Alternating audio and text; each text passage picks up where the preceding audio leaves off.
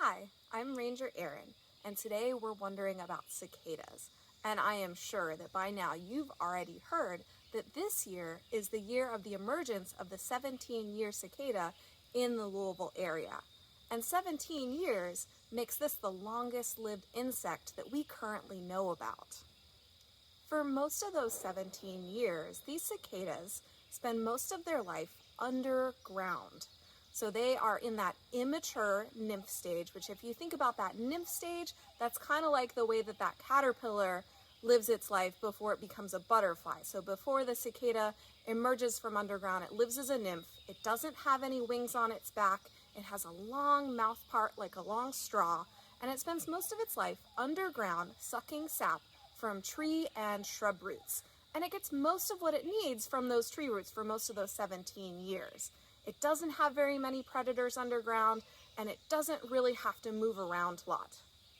At the end of those 17 years, these cicadas will burrow up from underground all at once, and they will molt their skin and they'll become that mature adult. From that point, they're gonna try and climb as high as they can, and the males are gonna sing. And sometimes if you're in an area that has a lot of them, it becomes so loud you really can't even hear the person that's next to you because they like to sing in chorus. That means that all together, all of those males are kind of syncing up, and it almost sounds like the waves of the ocean. Alone, it has kind of a metallic sound that says wee wah, but all together I think it sounds like the ocean because it comes on like a roar and then it fades away, and then again like those waves of the ocean. After they've mated, these females will lay their eggs in woody stems like those mature trees that they came out of the ground around.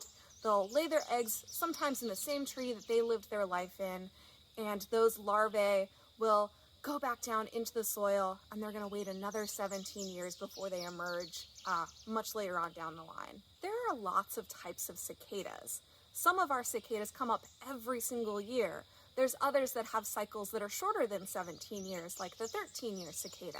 But these 17-year cicadas have red eyes, black bodies, clear wings, and those red eyes especially tell you that you're looking at those 17-year cicadas because other cicadas are going to have different colored eyes. If you've already been out hiking and noticed them, it might be a little weird and maybe even a little bit freaky to be out walking around with all of these large, clumsy insects that are crawling around, maybe even trying to crawl up you, that are flying around very clumsily, and then being really, really loud. It might be a little bit weird, but these insects are really important to our forests.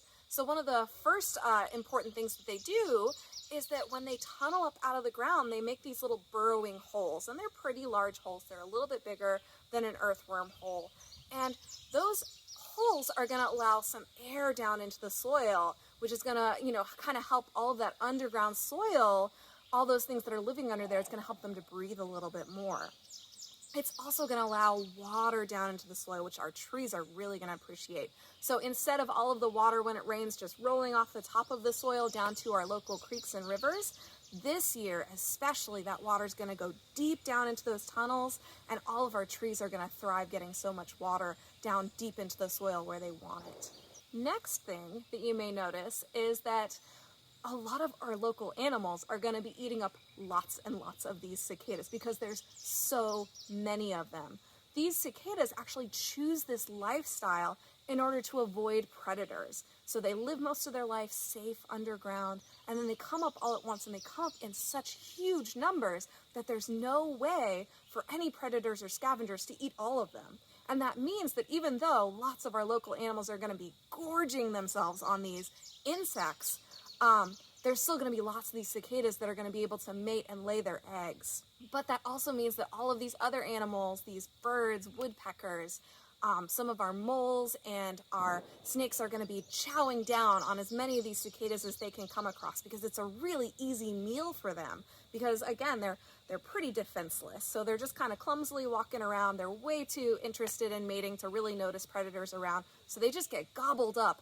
And a lot of these animals, because they're going to have such a good year eating, you're going to notice that there's going to be more of these birds next year because they did such a good job of eating this year. They might just be able to raise a larger brood next year. And then maybe even the year after that, you'll notice that there's a larger number of those predators like hawks that feed on those small birds because there's more small birds to eat. So there's going to be an echo through the forest where the numbers of all the animals just kind of jump up because of all of that free food for them.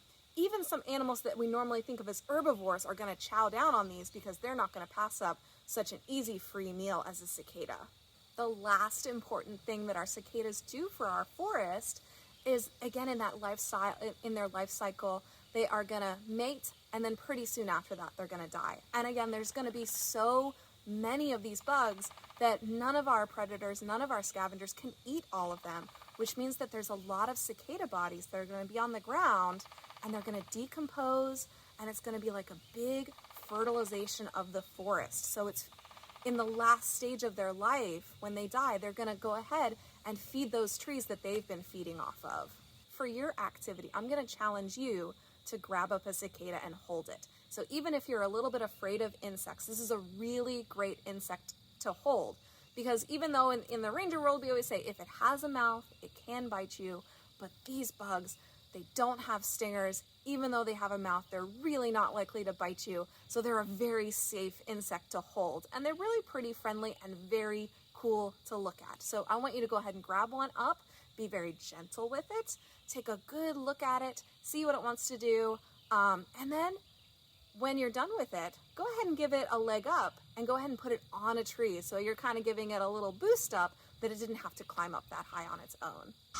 On your cicada hike, you're gonna listen for the sound of the cicadas. You're gonna look for those emergence holes, those places that they came up out of the ground. Maybe you'll see some molts. They'll actually look like the shape of that nymph and what they look like underground. And then maybe you'll also see a living one. When you find one of those cicadas, take a good look at those red eyes to make sure that you're looking at that 17-year cicada, and then maybe even look closely at its mouth part, which looks like a long straw. Being very gentle with these very docile insects, you can set them up on a tree to help them climb up high.